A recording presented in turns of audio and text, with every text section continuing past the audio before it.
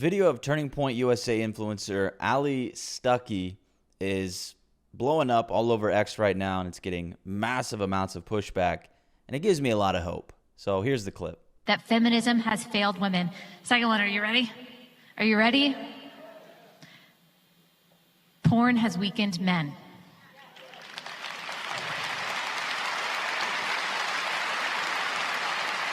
And you know, Charlie was so good at talking about this and so good at talking so courageously and sternly and clearly to the young men. Here's what we know about porn and why it is so detrimental, not only to men, although it disproportionately affects men. Porn objectifies women and children. It commercializes sex, which is a gift from God for a married couple between one man and one woman, and it glorifies violence.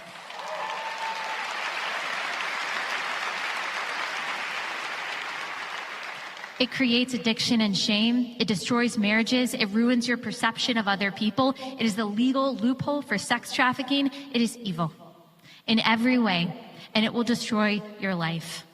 And this is what I would want to say to men, and I hope that you hear it from strong men in your life, that men, we need you.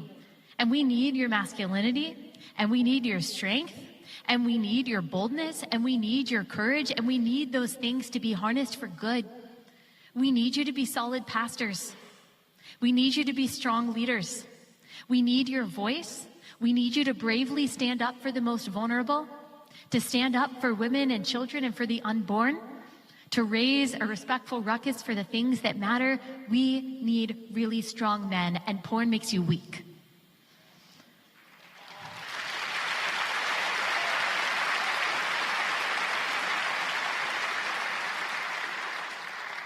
So let's look at how people are responding to this clip here. So this guy says, women, we need you to be quiet. We need you to be submissive. We need you to have a gentle spirit. We need you to be busy at home. We need you to be about the business of raising children, because that is where your greatest source of sanctification lies. Women, we need you to abandon the stage, master the home, be about your husband's mission, and be the helpmeet God made you to be. The reason men stopped being masculine is because women stopped being feminine. Blaming one sex is a bit simplistic, but men didn't have a political movement against gender roles for the past 150 years. Women did. Men, we need you. We just aren't interested in you leading us. Have you noticed nobody ever lectures women on how to be better women? Never what women can do to be better for men. Only what men should do for women. Please fuck off with this conservative, LARPing, covert feminist dribble. And that is from Bo. Men, we need you, proceeds to talk about, instead of stepping down for a man to lead, proceeds to talk instead of stepping down for a man to lead. These boss girls suck up all the funds and oxygen that qualified men could be using to make a public stand. It's a great point. She just can't help herself. She will find a way to preach to men. She's a feminist in conservative garb. Men counsel men, period. Men preach to men, period. Imagine how it would go over if a man went on stage at a TP USA and told all the women to stop arguing and to submit to their husbands and have sex with them when they don't really feel like it. Rachel Wilson says, the replies to this give me a lot of hope. This guy says, women, please, STFU. Lauren Chin, as Christian women, I believe the best way to combat this is from the supply side, the women performing, not the demand side.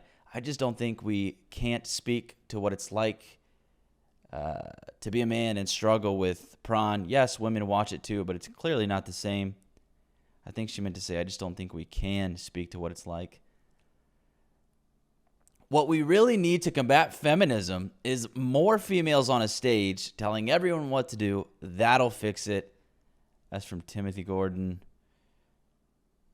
Christian women, to strengthen Christian men against this, marry them and sleep with them generously and enthusiastically. Correct. No amount of strident speeches can compare to this. Let's keep going here. This is one of the 1,000 reasons why the church is a major problem for men. It's not talking about what's good for men. It's talking about what men need to do to help women. It's talking about men sacrificing themselves for the greater good, which in this case is women, and mentions nothing about what men want, need, or aspire to. Men would be more religious if women stopped lecturing them on how to be better men. This woman here obviously disagrees. Today on this app, I learned that every true statement a woman makes in front of a large crowd is actually feminism, scintillating. Allie Beth Stuckey Points puts on this based trad wife facade while girl bossing around at events and her podcast lecturing men on stepping up while telling women that it's okay to be imperfect. She's spiritually no different than the shitlib HR lady who talks about toxic masculinity in the workplace. Just feminism with conservative talking points. Absolutely insufferable. The reaction to this clip has been enormous and profound. This is a classic example of why women preaching is not only unbiblical but impractical and ineffective. Although what she said was correct, the fact that she is a female telling men to quit and to step up and be men has not been received well. That is putting it mildly. That's right. Translation, we need you, but not like that. Okay. And the reaction to this is telling, right? Men are over it. They're not buying it anymore, and specifically younger men. This whole thing isn't for them. And it's not going to fly. And there's a lot of people on here who are kind of shocked by this response. And, we see a lot of people strawman it, saying things like, oh, wow, she's triggered the porn brain men. And then you saw that other woman who said, didn't know a woman going on stage is feminism or whatever. Clearly missing the point, okay? But, what else is new? And the pushback she's getting is a great thing. And it's not even necessarily personal. This isn't really about her. She's a part of it, of course. But the reason why the reaction to this is so strong is because she made herself just another one of these women trying to lecture men on masculinity, and that's the problem. It's not even about the subject itself. She's talking about, porn and how it's bad. But I got to point out as well that the way she even approached that was flawed and typical. She basically said men watching this stuff affects women the most. And that's never a good argument for why this stuff is actually bad. You'll often hear the first thing is, well, it objectifies women. So it's always men doing something, women most affected. And yes, she mentioned how it affects marriage and whatnot. But if you really want to talk about this, why not focus on how it's affecting their brains? Don't first mention that it objectifies women. Talk about how it reduces gray matter in the brain, its effect on cognitive performance and IQ, its impact on their sexuality. Talk about how watching another man have sex isn't normal. Don't say women most affected from men watching it. There are better arguments. But it's always a gynocentric approach, right? As usual. But again, her approach is not even what's at the heart of the matter here. The fact is, men don't want to hear this stuff from women. Leave that to the men. And if women were actually playing their part, they would trust that men can handle this. Women can chill out with the boss babe leadership.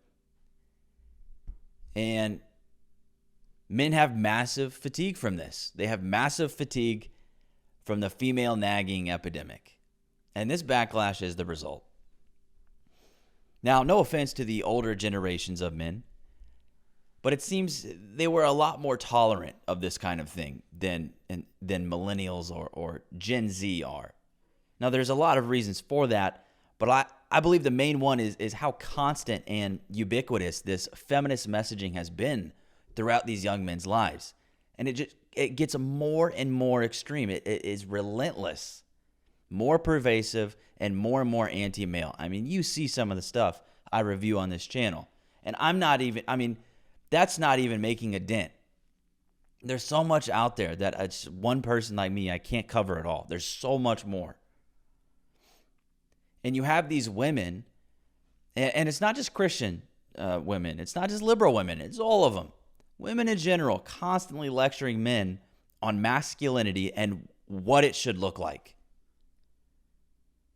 For the past damn near century, it's been women who think they're the arbiters of masculinity, that they get to decide what it is, what it looks like, whether it's healthy or not, and where the line gets drawn between healthy and toxic masculinity. And it seems many men out there have been kind enough to listen and consider, but that's the difference between generations. Fool me once, shame on you. Fool me twice, shame on me. No more. And keep in mind, these women are doing all of this while their own feminine duties really seem to be of no concern. If you insist on getting on a stage as a woman behind the microphone and you're ready to go out there and give some advice, give it to the women, not the men. You know, the fact that a woman like this feels comfortable doing that shows there's really been no focus on their roles and their duties. You know, on behaving like ladies and knowing their place. And women like her will preach, men, step up. Men, be leaders. But when men actually step up and lead, when men say, this isn't your place, I'm leading you in a different direction, all of a sudden there's rebellion. There's no compliance, and it's a big fat issue. Now it's men being called women haters, you know, incels and porn-brained. So it's clear to me women aren't interested in being led by men. They don't even seem to trust them. The only man women like this trust is Jesus and maybe their husbands when they decide he's behaving properly in his masculinity and his role. So again, the message seems to be, I want you to lead, but you don't get any authority. You don't get to stop the nagging. You don't get to put the nagging in its place.